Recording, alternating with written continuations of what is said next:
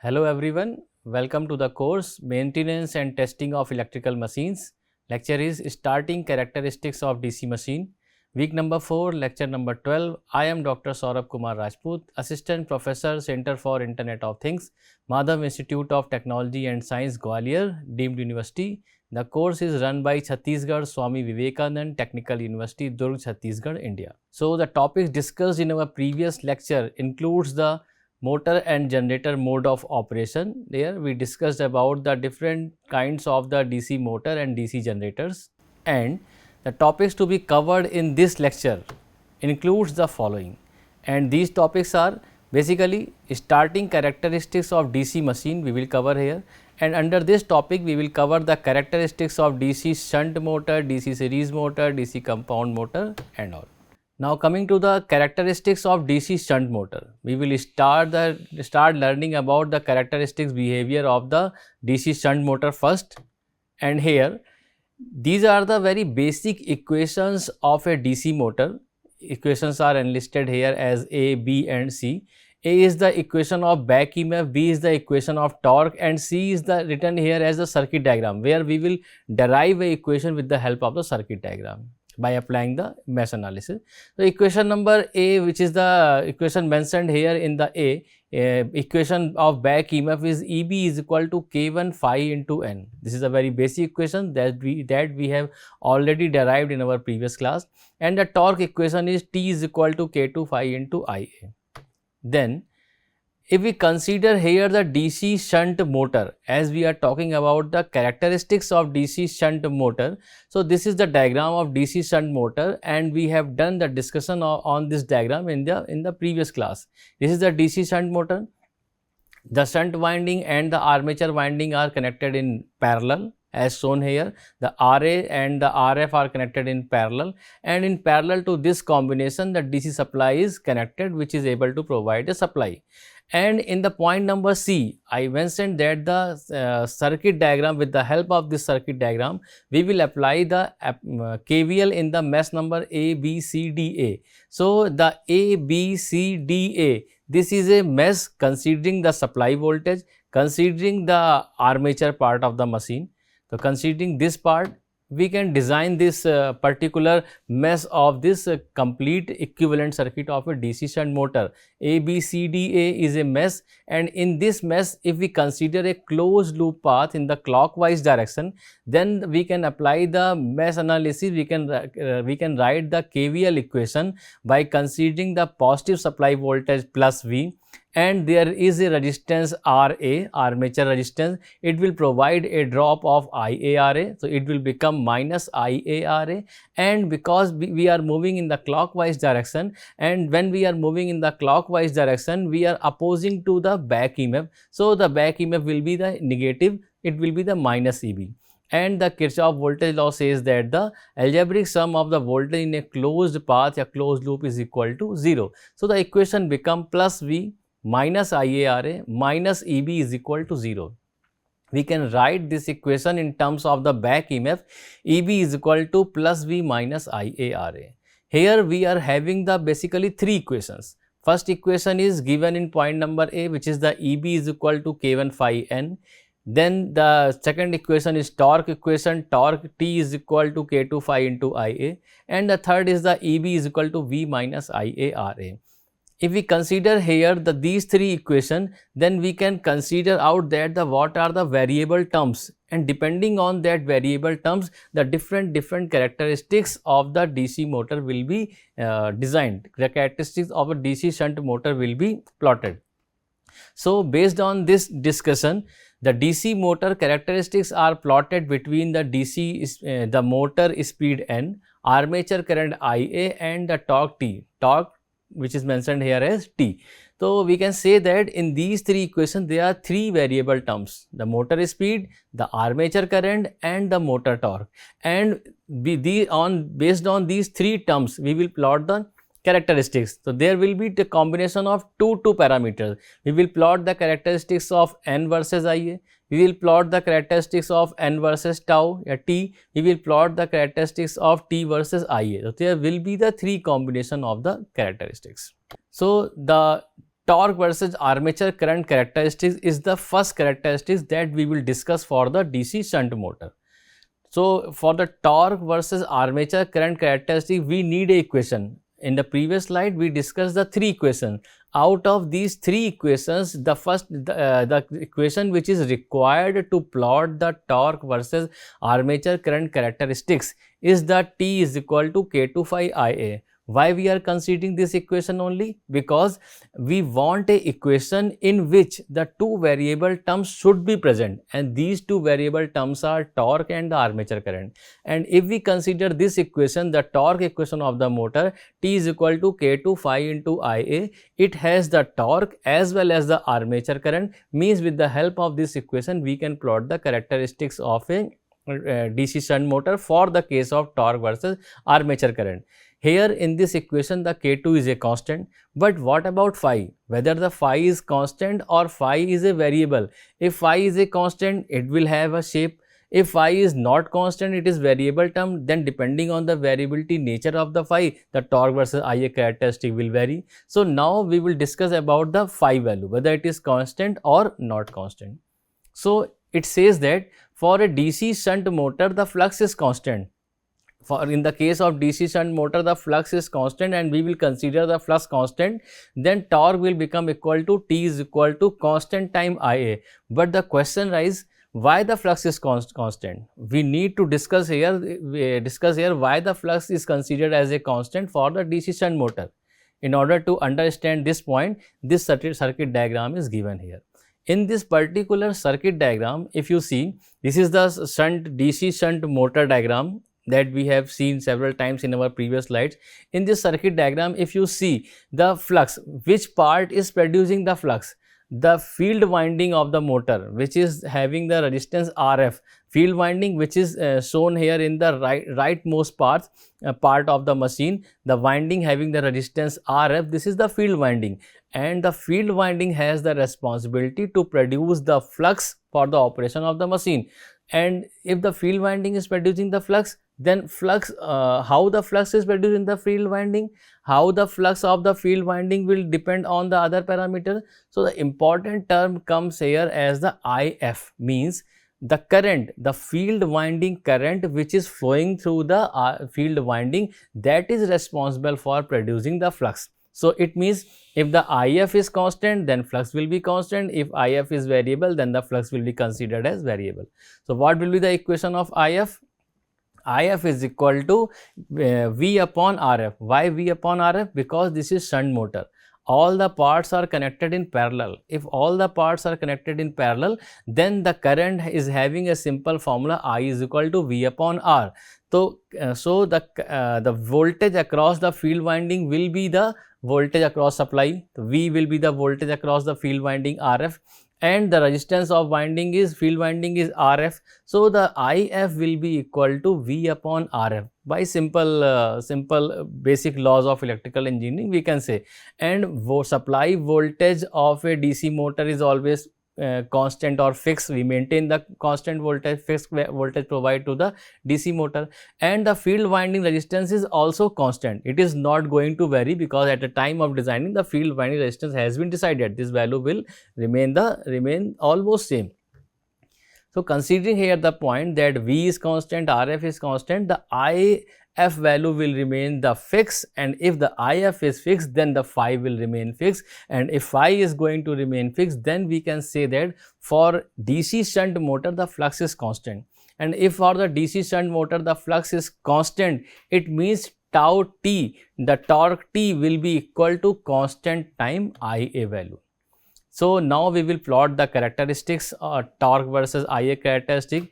In the x-axis and y-axis we will consider, in the y-axis we have considered the torque value, tau T value, and in the x-axis we have considered the Ia, and as we discussed that the T is equal to constant time A, means it will be a straight line passing through the origin. It will be a line y is equal to mx kind of line. So it is mentioned here that the T is proportional to Ia, means torque versus armature current characteristic will be a straight line passing through the origin. It is now mentioned here. So what about TSH? What is TSH? TSH is the shaft torque. Means if we consider the losses in the machine, the shaft losses in the machine, then the characteristic will be slightly shifted. So again the nature of the characteristic will be the straight line, but it will be quite shifted. Means the DC shunt torque versus armature current characteristics is a straight line passing through the origin. Okay. Now coming to the second characteristics of DC shunt motor, what is this? This is speed versus armature current characteristics. Now, if we consider the speed versus armature current characteristics, to plot this characteristics, we need two equations. The equation number one is EB is equal to K1 phi into N, and we need the equation EB is equal to V minus IARA. Why we need these two equations? Because we want to plot the characteristics speed versus armature current. Means we want a parameter N speed, we want another parameter armature current IA. If we see the equation number 1, in equation number 1 we have the parameter N, but we don't have the parameter IA. If we see the equation number 2, in equation number 2 we have the parameter IA, but we don't have the parameter N. It means we have to do something, we have to arrange these two equations in such a way so that a common equation, a single equation can be find out in which has the speed as well as the armature current. Considering this, so before considering to this point, it is saying that the DC shunt motor, for a DC shunt motor the flux is constant. This is also a condition that we need to take care, and based for this condition we have done a derivation in our previous discussion, in our previous slide. The flux remains the constant. So certainly whenever we will do the derivation, we will consider the flux constant, but now our focus is to bring these two parameter N and IA on a common platform. This is the simple derivation. Now equating the equation number 1 and equation number 2. If we equate the equation number 1 and equation number 2, then we can say EB will be equal to EB. Equation number 1 is written for the back EMF, equation number 2 is written for the back EMF. So these two equation can be, say this equation can be make equal. EB is equal to EB. In that case what will become? K1 and phi N will become equal to plus V minus IARA. If we arrange this equation in terms of N, then N will become equal to V minus IARA upon K1 phi. And then dividing K1 phi for both the parameters, then N can become equal to minus IARA upon K1 phi plus V upon K1 phi. Very simple mathematical derivation. So if we see this equation, N is equal to minus IARA upon K1 phi plus V upon K1 phi. So the term V upon K1 phi is a constant term. Why this is constant? Because the supply voltage given to the motor is constant. K1 is a constant. For DC shunt motor the flux is constant, and this term, all these terms are constant. It means this term, the V divided by K1 into phi, can be written as C is equal to, it is mentioned as plus C. And the term minus IARA upon K1 phi, if we see this term, in this term minus IA, because we want to plot the equation for N and IA. So IA is a variable term, but RA, the armature resistance, is constant, K1 is constant, the flux is constant. So considering the constant term RA K1 into phi, it can be considered as a constant value, which can be say as the M. So the equation will be similar to Y is equal to minus Mx plus C. Or we can say the equation will be similar to N is equal to minus MIA plus C, which can be plotted considering the x and y axis, because this equation will have a negative slope. So this will be plotted on the x and y axis considering as a negative slope. Come to this diagram.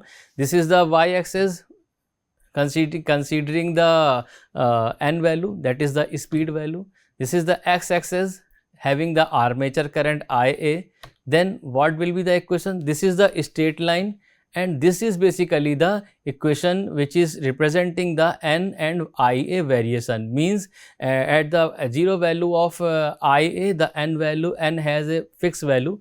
Then as the ia value is increasing, the speed is with the increase in the ia value, the speed is slightly reducing. Why it is reducing? Because the n is proportional to minus ia plus k. This is we have this derivation we have done in our left side part of the PPT. So n is proportional to minus ia plus k. That is why this the n versus ia characteristics is a line having the negative slope. Considering this part, the DC shunt motor speed n versus armature current IA characteristics is a straight line with the negative slope. Back EMF EB slightly more than the flux, so the speed of the motor decreases slightly with the load. Here the decrement, the speed of the motor decrease slightly. The decrement in the speed is very slightly with the load. So we can say that the speed of the DC shunt motor remain almost constant with the armature current. Now coming to the third characteristics, the speed versus torque characteristics. If we want to plot this characteristics, so for this case, what we want? For this particular case, we want a equation which has the speed n and a torque t on a common platform. So this is our first equation, E is equal to k1 phi into n. This equation is having the n, the speed value, but torque is not present. Now coming to second equation, EB is equal to V minus IARA. In this equation, we are having the IA armature current, but we don't have the torque parameter. T is not present here. Means with the help of equation number 1 and with the help of equation number 2, we cannot able to find a new equation which can provide the relation for speed and torque. So what we will do? This point again we will consider here that for the DC shunt motor, the flux will remain the constant. Considering the equation number 1 and equation number 2, that what we have done in our previous case, we equated the two equations, the equation number 1 and equation number 2. Considering the equation number 1 and equation number 2 back EMF value making equal to each other, then K1 phi into N will be equal to V minus IARA. We know that N will become equal to plus V minus IARA upon K1 phi, and N will equal to minus IARA upon K1 phi plus V upon K1 phi. Up to this point, the derivation is very simple. Now, after this point, the third equation comes into the picture, that is the torque T is equal to K2 phi into IA. We know this part, this is the third equation, this is the torque equation. This equation will be required here because we want the torque parameter also in the characteristics. So with the third equation, T is equal to K2 phi into IA, we can say that the T the T is proportional to the armature current IA. Now we have two equations here. The equation N is equal to minus IARA upon K1 phi plus V upon K1 phi, and the equation T which is proportional to the IA. So we will replace all the IA value in proportional to the T torque value in this equation of the current, and then the current equation will become equal to N proportional to minus T into RA divided by K1 into phi plus V upon K1 phi. Means IA is replaced by the T value, and when we replace the IA value with the torque T value, then current equation, then the speed equation become proportional to minus mx plus c kind of line, because the equation is N proportional to minus T RA upon K1 phi plus V upon K1 phi. V is constant, K1 is constant, phi is constant. So this complete term will be considered as a constant value C, and RA constant, K1 constant, phi constant. So this complete term can be considered as another constant value M, and the behavior of the equation will be Y is equal to minus mx plus C, or we can say that N is equal to minus M into T plus C value. Coming to the plot, considering the y-axis, on the y-axis we have taken the speed n, this is the x-axis, On the x-axis we have taken the torque T, and the nature of the line is y is equal to minus mx plus c. So what will happen? This is a baseline having the straight line, and the equation with the line, the actual characteristics between the speed and torque will be a line having a negative slope and slightly negative values with the torque. So we can say that when the torque value is 0, then there will be a base speed n of the motor, and as the torque will increase on the x-axis, then there will be a slight reduction in the speed of the DC shunt motor, but the reduction in the speed is very less. So this motor is again can be considered as a constant speed motor, because the n is proportional to minus t plus k. This derivation we have done in our previous part. Considering this point, we can say that the DC shunt motor speed versus torque characteristics is a straight line with the negative slope. Speed falls somewhat as the load torque increases. Somewhat means slowly decreases as the torque increases. Now coming to conclusion part. This is the conclusion based on the different characteristics of a DC shunt motor. For the DC shunt motor, there is a slight change in the speed of the DC shunt motor from no load to full load, hence it is a constant speed motor.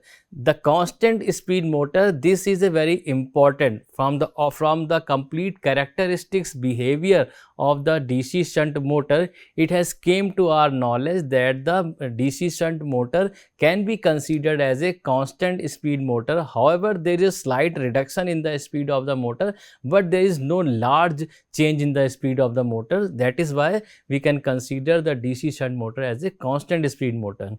And for the starting torque is not high, because the torque is proportional to the Ia. We have seen the derivation, as the torque was proportional to the Ia, so we can say that the starting torque of this motor is not very high. This is the concluding statement for the DC shunt motor characteristics. Now coming to the characteristics of a DC series motor. So again we will draw the three characteristics: torque versus armature current characteristic, then speed versus armature current characteristics, then speed versus torque characteristics, as we have done in the case of the shunt motor. Coming to this part, again torque versus armature current characteristics can be drawn by only one equation, which is T is equal to K2 phi Ia, because it is having the torque element as well as the armature current element.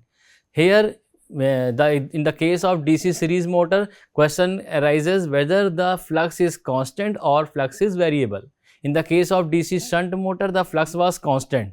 What is in the case of DC series motor? And it says that the flux is proportional to Ia.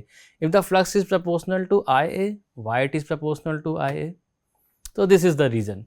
This is the DC series motor, having the DC supply in series with the field winding IF and in the series with the armature, and current is flowing in the clockwise direction. Means here the flux is produced in the field winding having the current IF. So this field winding flux will be produced by the IF current. Means we can say the IF current, the field winding current IF, is responsible for creating the flux.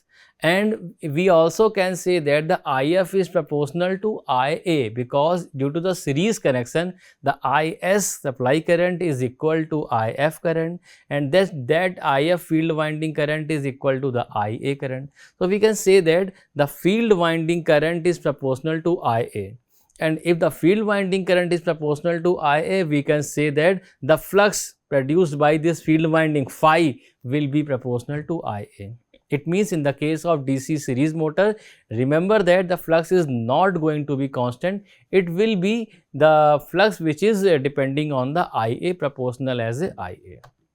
Now we will plot the characteristics. Y-axis, take the term T. On the x-axis, take the term Ia, armature current, and the characteristic will be in such a way as plotted here. It will be the parabolic in nature. Why parabolic? Because T is equal to K phi Ia, and phi value can be replaced with the Ia, then torque will become equal to Ia square. torque is not equal to Ia as it was in the case of DC shunt motor. In DC shunt motor, the torque was proportional to Ia, but here in the DC series motor, as the flux proportional to Ia, so with the help of the equation which is marked green here, we can say that the torque will be proportional to Ia square, and if it is proportional to Ia square, then we can say we have to say that the characteristic will be a parabolic in nature between the torque and Ia, and it is up to the magnetic saturation, it will be a parabolic in nature, and after that it will become equal to the straight line. Now coming to the next characteristics of a DC series motor, which is the speed versus armature current. What we will do here, as we have done in the DC shunt motor, we have to take two equations for this particular characteristics. So again, in the case of the speed versus armature current characteristic, we will consider the two equation. Equation number 1, Eb is equal to K1 phi n, and equation number 2, Eb is equal to V minus IARA. Same procedure will be followed here, but the change will be the flux value is not constant. So here what we are doing, the same, we are following the same procedure. We are equating the equation number 1 and equation number 2. After equating the equation, we are writing the equation in the terms of speed n is equal to plus V minus IARA upon K1 phi. But after this derivation, for the DC series motor, we know that the phi value is not constant, proportional, it is proportional to Ia. So in this speed equation, everywhere we will replace the phi term with the Ia term. We will replace the phi as proportional of the Ia, and after doing this, we can say that the N1 will become equal to minus Ra upon K1 plus V upon K1 into Ia. Ra is a constant value, K1 is a constant value, this complete term will become a constant value, plus V is a constant value, K1 is a constant value, but Ia is a variable. In this equation, the speed and Ia both are present, and if we see the speed and Ia, we can say that the speed is inversely proportional to Ia. The speed n is inversely proportional to armature current. Based on this, the characteristic can be plotted. This is the y-axis taken as speed n, x-axis taken as armature current Ia, then this will be the characteristics because n is inversely proportional to Ia. The DC series motor speed versus armature current Ia characteristics is a hyperbola up to the magnetic saturation, and after that it will not follow the hyperbola characteristics. Now coming to the next characteristics of a DC series motor. This is the speed versus torque characteristics, and in this characteristic what we have to done, we have to consider all the three equations as we have done in our previous case. In the case of DC shunt motor, while we are plotting the characteristic between the speed versus torque, we were considering all these three equations, and here again we will consider the three equations, and the only change will be here the phi value will not be the constant. Here in the case of DC series motor, the phi value will be proportional to Ia value. So considering the equation number 1 and equation number 2, again equate the equation number 1 and 2 and develop a relation in terms of n and Ia, which is given here in line number 3. N is equal to minus IARA upon K1 phi plus V upon K1 phi. Up to this point the things are very clear, and when now coming to equation number 3, T is equal to K2 phi into Ia, as the phi proportional to Ia, so we can say that here the term will become equal to torque will proportional to Ia proportional to phi. So the T value will